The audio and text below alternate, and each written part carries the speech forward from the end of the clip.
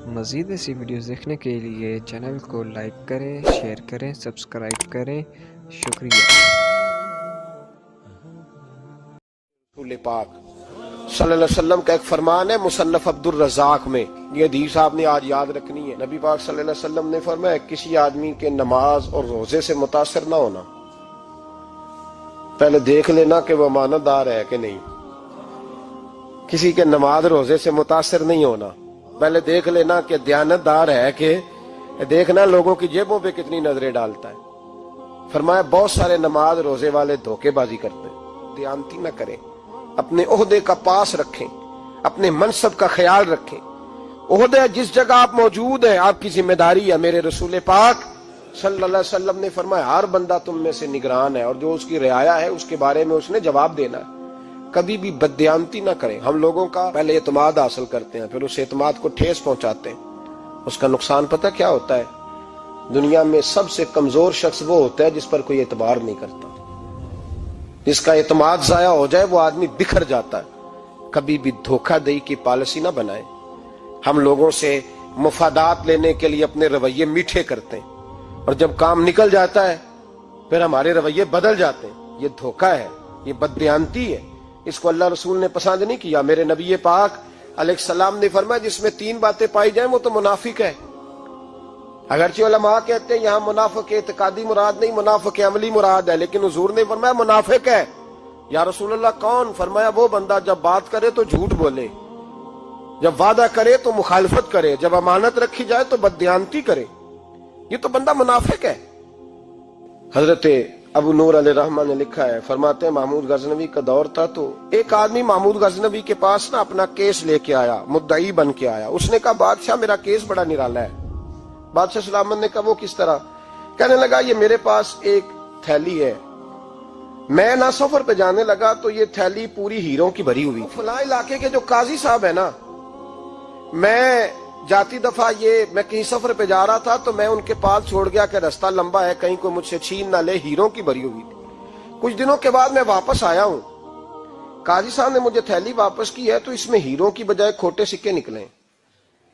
اب میں نے قاضی صاحب سے کہا ہے تو قاضی صاحب تو میرے گریبان تک آتے ہیں، وہ کہتے ہیں بتا کہیں سے پھٹی ہے، کھلی ہے؟ وہ جس طرح ٹانکے لگا کے تو نے سی تھی اسی طرح لگے ہوئے ہیں کہ نہیں؟ تو حضور لگے بھی بالکل اسی طرح ہے، نہ پھٹی ہے نہ کھلی ہے۔ اب میں لٹ گیا ہوں، میری کل عمر کی کمائی ضائع ہو گئی، کھوٹے سکے کہاں اور ہیرے کہاں؟ تو مہربانی کریں، اور آپ کی بارگاہ میں اللہ رسول کے نام پر حلف دیتا ہوں کہ میں ہوں بالکل سچا۔ محمود غزنوی کہنے لگے تو جا، تھیلی چھوڑ جا، اور جب میں تجھے بلاؤں گا پھر دوبارہ آنا۔ وہ شخص چلا گیا۔ محمود غزنوی اٹھے، دربار برخاست کیا، لوگوں سے کہنے لگے چلے جاؤ میں 3 دن کے لیے سیر کرنے جا رہا ہوں، 3 دن کے بعد لوٹوں گا۔ اکیلے جب رہ گئے نا محمود دربار میں تو محبوب نے چھری منگائی۔ وہ جس تخت پہ بیٹھتے تھے وہاں گدا بچھا ہوا تھا، یہ گدا پڑا ہے نا، گدا بچھا ہوا تھا۔ محمود نے چھری کے ساتھ اس کو پھاڑ ڈالا اور چھری جیب میں رکھی نکل گئے۔ کہنے لگے میرے بعد کوئی میرے دربار والے احاطے میں داخل نہ ہو۔ محمود چلے گئے۔ اب وہ صفائی کرنے والا جب آیا نا، اس نے آ کے دیکھا تو گدا تو پھٹا ہوا ہے۔ اس نے شور ڈال دیا، پہرے دار بھی آ گئے، فلاں صاحب بھی آ گئے، فلاں صاحب۔ اس نے کہا او خدا کے بندو، اس کا گدا پھٹ گیا ہے، وہ تو مار ڈالے گا۔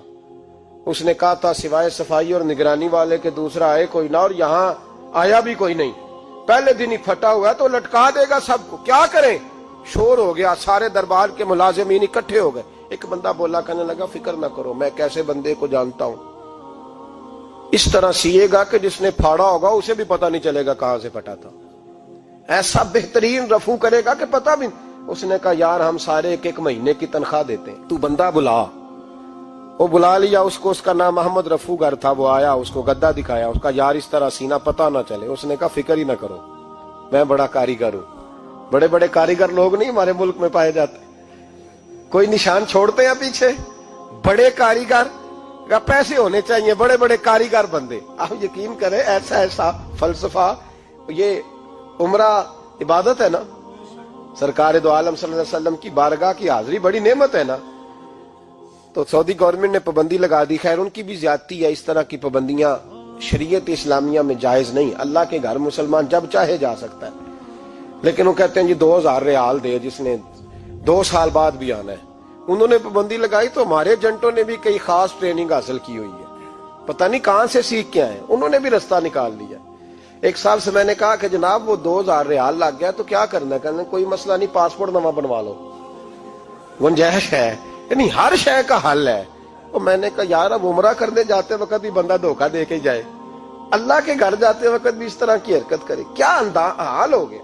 हर चीज का लोगों ने हल निकाल लिया, हर चीज का लोगों ने स्टाइल बना ली। ऐसा न करें, ये दुरुस्त नहीं। अहमद रफूगर कहने लगा इस तरह सीऊंगा कि फाड़ने वाले को भी पता नहीं, उनका पैसे ले यार तू सी दे। उसने सी दी, अगले शाम ही ला के बिछा दिया गद्दा। तीसरे दिन बादशाह सलामत आए, आके पहली नजर गद्दे पे डाली, उसने बुलाया सब मुलाजिमीन को, कहा किसने सिया है? कहा जनाब क्या हुआ? कहा ये फटा हुआ था। किसने? कहा नहीं फटा ही नहीं। वो कहने लगे बनो बात, मैं खुद फाड़ के गया था। तो बताओ सही सिया किसने है? कहा जनाब आप फाड़ के गए थे तो बताया क्यों नहीं? फरमाने लगे इसीलिए तो बताया नहीं था कि तुम खुद तहकीक कर लो, बुलाओ बताओ सिया किसने। तो बुला लिया, अहमद रफूगर आ गया। उसको जब बुला के सामने बादशाह खड़ा किया, कहा भाई तूने सिया है? कहने लगा हुजूर आपके सारे मुलाजम इकट्ठे होके आए थे, मेरी गलती कोई नहीं। कहा नहीं यार तू बड़ा कारीगर है, मैंने अपने हाथ से फाड़ा था पर मुझे भी नहीं पता चल रहा कहां से फटा था। अच्छा ये बता ये थैली जो है ये भी तूने सी थी? उसने कहा जी आपके खादम का ही कारनामा है, वो फलाने इलाके के काजी साहब आए थे, इसमें से हीरे निकाल के तो खोटे सिक्के भरे थे, तो मुझे भी थोड़ा सा हिस्सा मिला था। महमूद ने सारे गवाह भी इकट्ठे कर लिए, सबूत भी इकट्ठे कर लिए। फिर काजी को बुलाया, पहले सारे सबूत और गवाह केस हल कर लिया। फिर हमारे यहाँ ये हाल होता है कि मुदई 2-3 हफ्ते के बाद खुद ही हाथ बांध जाता है, कहता तुसी मेरी जान छड़ो, मुजरम फड़ो भावे ना पड़ो। वो कहता है मुझे माफी दो, मैं रहा। जुल्म है ना, जुल्म ज्यादती है कि जो बेचारा इतने सवाल मुजरम से नहीं होते जितने मुदई से होते। आप यकीन करें इतने सवालात होते, बेचारा हफ जाता है। ये तरीका दुरुस्त तो नहीं है कि लुट गया और दूसरा तरह तरह के सवालों के जवाब देता फिरे बेचारा। सारे सबूत इकट्ठे करके काजी साहब को बुलाया, तन्हाई में ले जाके महमूद गजनवी ने कहा काजी साहब आपसे गलती हो गई, गरीब आदमी था, वो लुट गया है, उसने तो बड़ी मुश्किल से कुछ हीरे जमा किए थे और उसकी कुल कायनात थी, तो आप उसका माल उसे दे दें, बात खत्म। काजी साहब कहने लगे आप मुझ पे इल्जाम लगा रहे हैं, सवाल ही नहीं पैदा होता।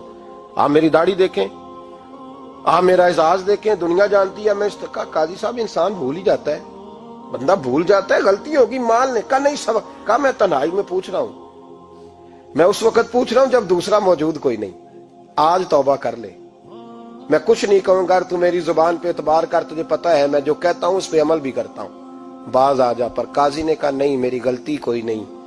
महमूद ने फिर बड़े दरबार में बुला लिया, मजमा-ए-आम में। मोहलत के दिनों में जो तौबा कर ले वो बच जाते हैं, लेकिन लोग रुस्वानियों के दिनों में फिर वापस लौटते हैं अगला घर देख के, फिर हालात और तरह के हो चुके होते हैं। जब बड़े दरबार में काजी को बुलाया, भाई तू मानता है कि नहीं? उसने कहा नहीं। तो कहा बुलाओ अहमद रफूगर को। जब अहमद रफूगर आया तो बूढ़े काजी की टांगे कांपने लगी, जुमले टूटने लगे, लफ्ज जमीन पर गिरने लगे, बात सही नहीं होती, जुबान लड़खड़ाने लगी। महमूद कहने लगे काजी मैंने तुझे कहा था वहां मान जा बात, अब बड़े दरबार में बोल। तो जब काजी साहब की गर्दन खुद ब खुद झुक गई तो दुनिया समझ गई। कहा निकल जा मेरे दरबार से। महमूद बोले निकल जा, इतनी तुझे इज्जत दी, इतनी बड़ी तनख्वाह दी, काजी बनाया, और ये छोटी सी रकम के लिए, थोड़ी सी रकम के लिए तू बददियानत हो गया, चल चला जा, निकल। काजी दरबार से निकला तो लोग लानतें बरसाने लगे। कल जो दुकानें छोड़ के सलूट करने आते थे वो कहने लगे इसकी उम्र देखो, इसके काम देखो, देखो इसने क्या किया। घर गया, बच्चे जिनके लिए पाप कमाया था, जिन्ना ली तू पाप कमाए हुन किथे नहीं हो तेरे घर दे। वो बच्चे कहने लगे अब्बा जी हम तो स्कूल मदरसा जाने के काबिल नहीं रहे, उम्मीद थी कि बीवी साथ देगी। वो कहने लगी मैं मेके कैसे जाऊंगी, गली की औरतें तरह तरह की बातें बनाती हैं। और भाई कामयाबियों के बड़े सरबराह होते हैं, कोई कामयाब हो जाए तो सारे कहते हैं मेरी सपोर्ट से हुआ है। नाकामियां हमेशा यतीम होती हैं, नाकामियों का कोई सरबराह नहीं होता। जब तक तो काजी था तो बड़े बात थी, हर बंदा कहता था रिश्तेदार है, रुसवाई हो गई तो वो तेरी आंख हो या संगे मलामत की चुभन, कौन पहुंचा है मेरे दर्द की गहराई तक। दौरे शोहरत में तो यारों ने किया याद बहुत, साथ आया ना कोई कूचे रुसवाई तक। और मियां साहब कहने लगे सारी उम्र ही आटा गुद है, मैं लखा कीते नहीं पेड़े, अब वक्त आया ही ते मोहम्मद बख्शा कोई नहीं हूं बैठा नेड़े। हालात ही बदल गए। काजी खामोशी से अंदर चला गया, अपनी रुसवाई समेट के बिस्तर पे लेटा। न रोटी की भूख लगी, न पानी की प्यास लगी, न नींद आई, सारी रात तड़पता रहा। सवेरे घर वालों ने दरवाजा खोला तो रूह परवास कर गई थी, दुनिया छोड़ गया। हजरत अबू नूर अलैहि रहमा बोले, फरमाने लगे याद रखो कभी बदयांती ना करना, कभी। ये तो महमूद गजनवी की अदालत थी, कयामत में रब करीम की अदालत लगेगी।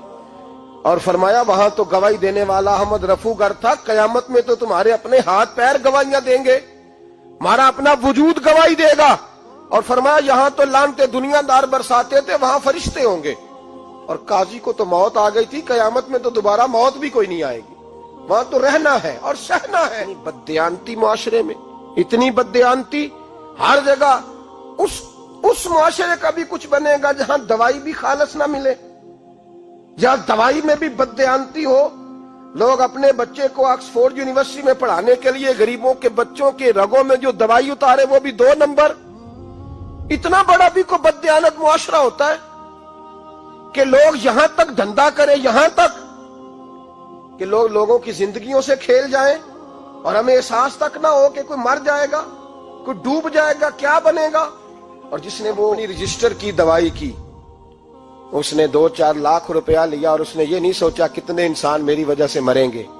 कत्ल सिर्फ ये तो नहीं होता गोली मार के मार देना, लोगों की जिंदगियों से लोग खेल जाते हैं, लोग तबाही कर जाते हैं, लेकिन बदयांती से बाज नहीं आते। मेरे रसूल पाक अलैहिस्सलाम के गुलामों, नबी पाक सल्लल्लाहु अलैहि वसल्लम ने जरा सी बदयांती, और सहाबा का ये मिजाज था, इतनी सी भी कभी उनसे गलती होती तो तड़प